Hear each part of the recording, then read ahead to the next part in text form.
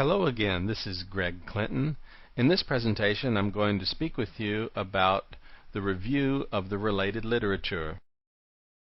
The objectives of this presentation are for you to be able to describe the role of the literature review in conducting research, to conduct a literature search using a variety of sources and strategies, to organize your collected literature, and finally to write a critical review of literature in your area of interest. The role of the literature review is a critical one, and it has a number of facets. The literature review can offer you new ideas, perspectives, and approaches for your research. It can inform you about other researchers who conduct work in this area. It will show you how others have handled methodological and design issues in studies similar to your own. It will reveal sources of data that you may not have known existed. The literature review can also introduce you to measurement tools that other researchers have developed and used effectively. It can reveal methods of dealing with problem situations that may be similar to difficulties that you might face. It can help you interpret and make sense of your findings. It can help you tie your results to the work of those who've preceded you. And finally, it can bolster your confidence that your topic is one worth studying. And I'd like to say that from my own experience in my doctoral dissertation, a number of these things were true about the literature review. In particular, it did introduce me to ways of measuring the data that I needed in order to accomplish my research. One point of my own that I'd like to add about your review of related literature is that it really should be a review of related research.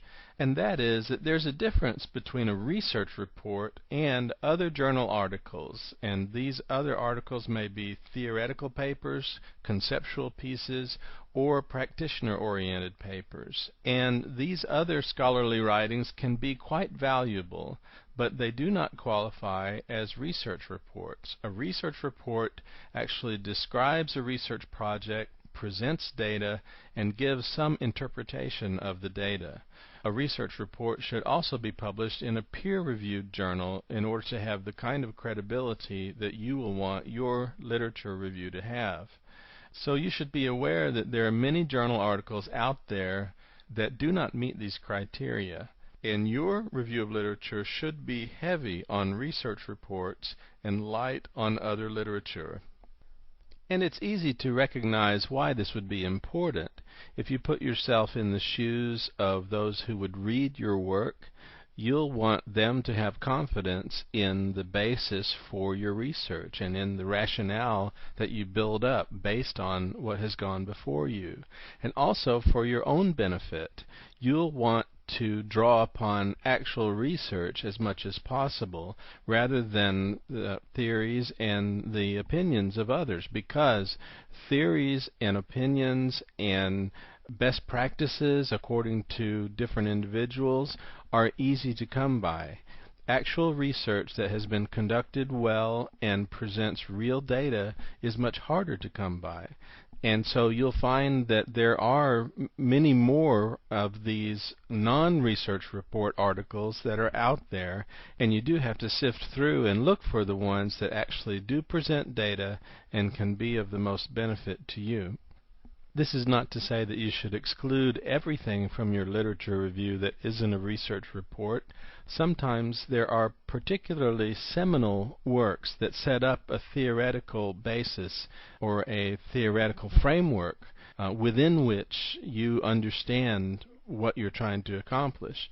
And of course those things should be included. But a literature review for a research project that doesn't present any research is a problem, and you won't want your literature review to be that way. You've heard me preach about the importance of the literature review, but perhaps we need to move on and talk about how to get started. Where do you look? And if you have a topic that you're interested in, you might begin to look for books, journals, newspapers, maybe government publications, conference presentations, and also websites. It depends on the field that you're in as to which of these will bear the most weight. In education, we tend to focus on peer-reviewed journal articles as much as possible, and we may go to books and other sources, and there may be valuable things in there, but typically they won't carry quite as much weight as a good peer-reviewed journal article that is a research report. However, if you're doing historical research, you might indeed be searching the archives of newspapers for records of local events in the time that you're interested in. One of the good suggestions that your book offers is to begin looking for keywords, and the place to look for possible keywords at the beginning is probably your problem statement. In other words, what are the salient pieces of meaning that are there in your problem statement, and could those be keywords in other articles? As soon as you begin to find other sources based on that, you can also look at the keywords that those sources list for those articles. If you've hit the target with a topic that's similar to your own or that's relevant to your own, then generally there will be some keywords that are posted associated with that particular article, and you can do other searching based on those keywords if indeed they're different from the ones that you came up with in your problem statement. And the three major starting points to consider broadly are the library catalog, the general catalog of your library, the indices and abstracts in the reference section of your library, and of course online resources such as online databases. Now, it used to be not long ago that we would begin by talking about the card catalog and move from there to the items in the reference section, and then finally we would talk about CD-ROMs and databases. Nowadays, no one here at the University of Georgia uses a physical card catalog, so we use the library general catalog online. And a couple of tips that the book makes about this is you can use the general catalog, which in our case is called GIL, to look for example, general textbooks in your discipline. These can be very good pointers to other resources that relate to the research you want to do. And once again, I can point to the example of my doctoral research. I made use of a general educational psychology textbook written by Dr. Robert Slavin, and that certainly was a pointer for me to certain other areas of the literature that I wanted to cover. And of course, if you're using books, you should look for books with recent copyright dates. In the case of the general textbooks, you should make sure that you have found the latest edition of that particular textbook. Some textbooks run up into 7, 8, 10 different editions or even more over the years, and so you'll want to be sure about the edition. Finally, a shortcut to the GIL online catalog is presented on this slide. And you may wonder what GIL stands for. GIL stands for Galileo Interconnected Libraries, and which of course begs the question, what does Galileo stand for? And Galileo stands for Georgia Library Learning Online. And trying to distinguish between those in terms of what the acronym stands for doesn't seem helpful to me. I think the important thing to remember is that GIL is a general catalog in which you can look for books, journal titles, and things like that, whereas Galileo connects you to a vast assortment of databases in which you can look up individual articles and authors and keywords and subject areas, etc. While it's true that so many things seem to be moving to digital formats these days, nonetheless, there remains a large collection of print-based materials at your disposal in the library. First, the library catalog that we are accessing online points us to journals that are in the library collection and the locations of those journals. And you'll find yourself becoming familiar with the cycle that includes the current periodicals in one section of the library, and then as those periodicals accumulate, they are bound in volumes and shelved in another section of the library. And of course, that's what you need the online catalog for, is to look up those periodicals and find where they are located so that you can go and access those older copies.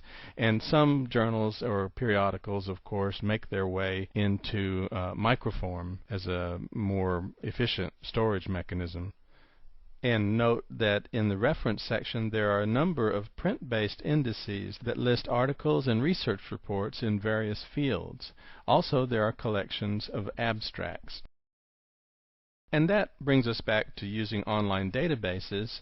The Galileo system does give you access to an enormous variety of databases, including Academic Search Premier, PsycInfo, ERIC, and others. And note that two shortcuts are provided for you on this slide.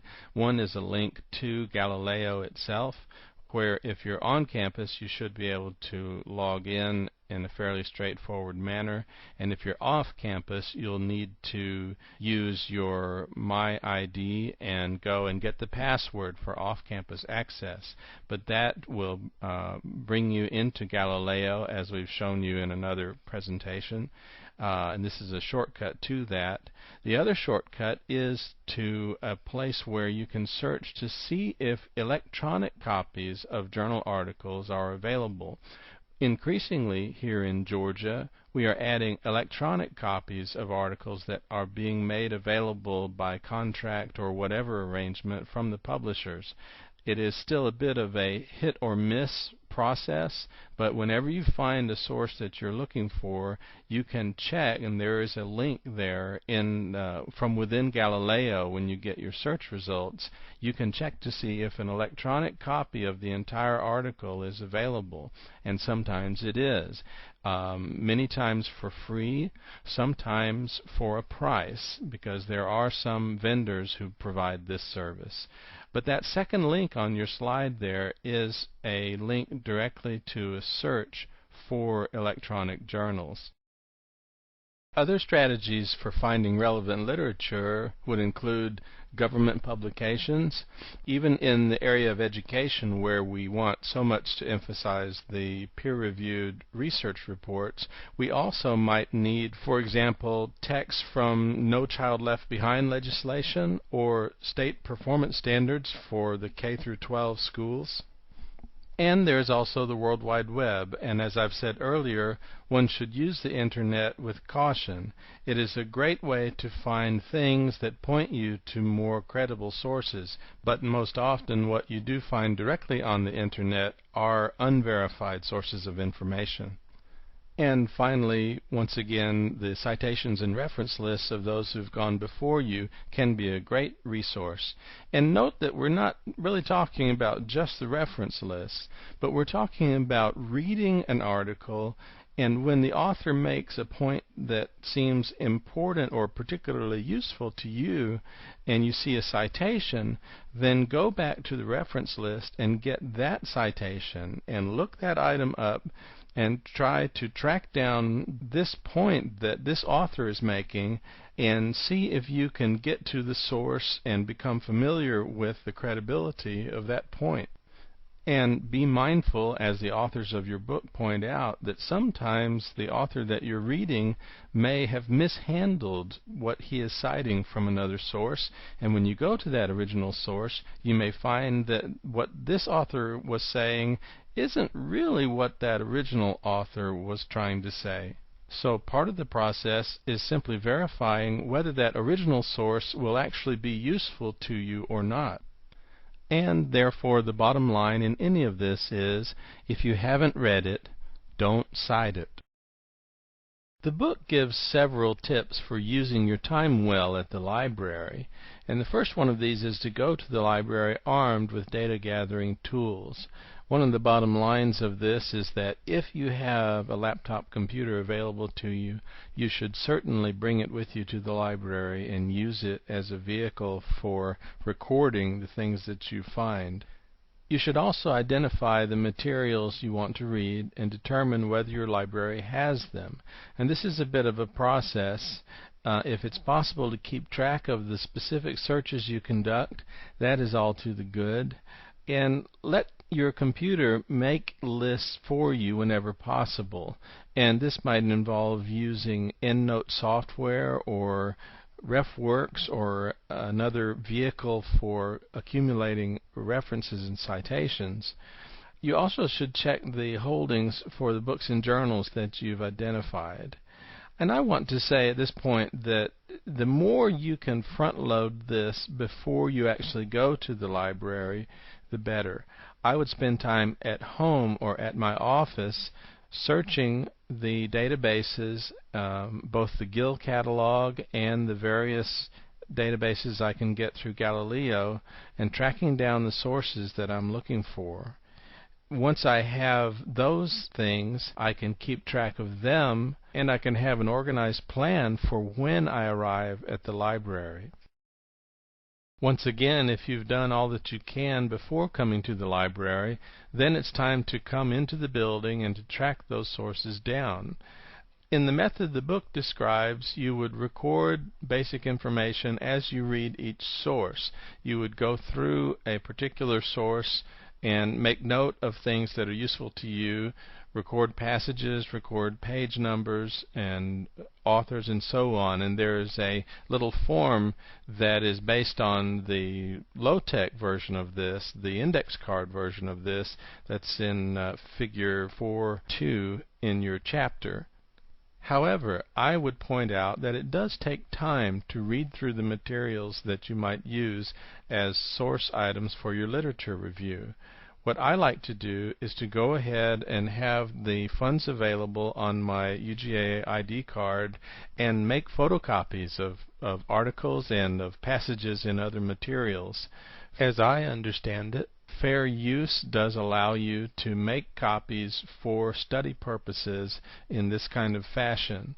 And so once again I do that and bring the material home or back to my office so that I can spread it out before me, read the articles, digest them properly, and then figure out exactly what material I'm going to either quote or cite that will support what I'm trying to do in what I'm writing. And then, of course, identify strategies for obtaining sources that are not immediately available. When you're still in the library, there will be times when you can't find a particular item. So it's a good thing to check at the circulation desk, see whether you can reserve or recall a book that's been checked out, or you can submit a request for an interlibrary loan. And I've been able to do that kind of thing in the past, both with books and with individual articles, and they have been photocopied for me at the other library and sent to UGA. And so that can be very useful. And I believe one of these is called Gill Express, and the other one is interlibrary loan, but both of those mechanisms are available to you.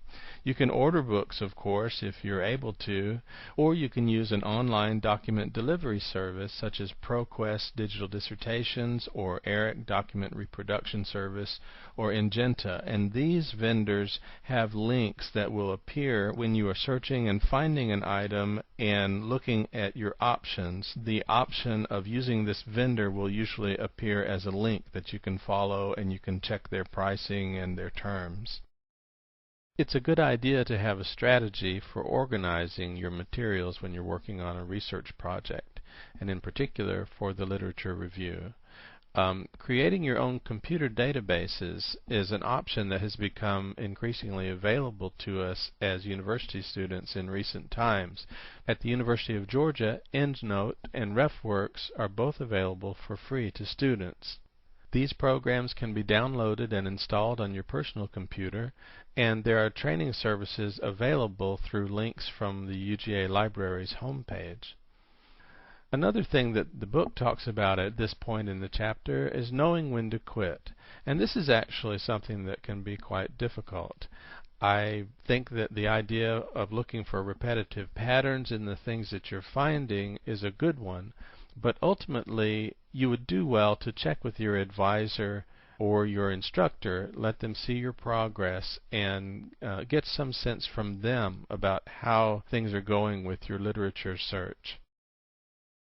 The material you find in your research literature search needs to be evaluated, organized, and synthesized. By evaluate, we mean never take other people's conclusions at face value. Ask yourself whether their conclusions are justified based on the data that's presented in their research. And recognizing that this is an introductory course to research and that this is probably new to you, it may seem daunting to really evaluate the work of other researchers. And this will come with time. But it is important to raise questions, remind yourself to think critically, and to be open to perceive things that might be inconsistent, or, in particular, things that may have been left out in a particular research report that you're reading. Next, you need to organize the ideas that you've encountered during your review.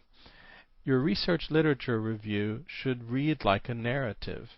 It shouldn't simply be a list of quotations and of what other people did and said, but it should be a logical presentation of the background for what you are proposing to do in your research study.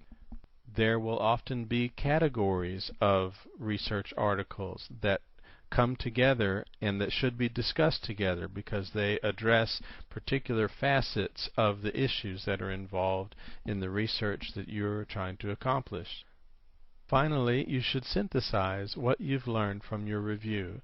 The concluding paragraphs of your literature review should pull the thoughts together and present a compelling case for the need to do the research that you're about to do. Here are some general tips from the book that you might find very helpful for the writing process for your literature review. First, get the proper psychological orientation. You are a scholar. You are embarking on a task that requires alertness and clear thinking. Second, have a plan. Third, emphasize relatedness. That is, write the narrative that tells the story of the research that has gone before what you're about to do. Next, give credit where credit is due.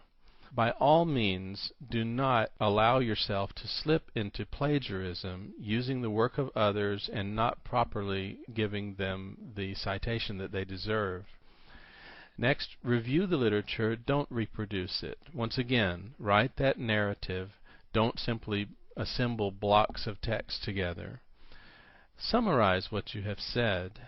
Pull it all together as your narrative begins to wind down. Remember that your first draft will almost certainly not be your last draft. And finally, ask others for advice and feedback. Don't be like the proverbial guy driving around in circles and never willing to stop and ask for directions. If you have peers who are working on a similar project, by all means, compare notes with them. Talk about what's easy and what's difficult. Talk about ideas that you've had that have made parts of the work easier for you. I would also say to stay in touch with your advisor or your instructor and bring questions to them that you may have. And finally, in closing, researchers should know the literature about their topic very, very well. This is part of the intellectual preparation for you to be ready to conduct your research. Remember that the sources and strategies for locating related literature are varied. Be sure to avail yourself of the resources that have been provided to you.